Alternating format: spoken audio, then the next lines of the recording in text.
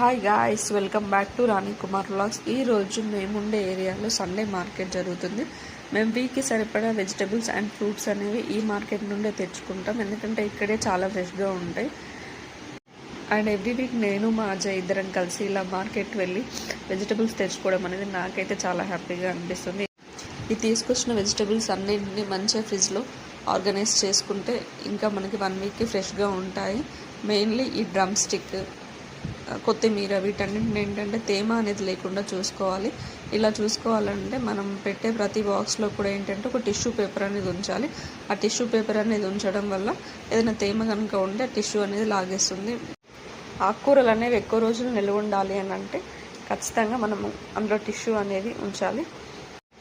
మరి మీరు ఉంటున్నటువంటి ఏరియాలో మార్కెట్ అనేది ఎప్పుడు జరుగుతుంది నాకు కామెంట్ చేసి చెప్పండి. నా ఈ వీడియో కనుక మీకు నచ్చేదంటే ఛానల్ని సబ్స్క్రైబ్ చేయడం మాత్రం మర్చిపోకండి. Thank you.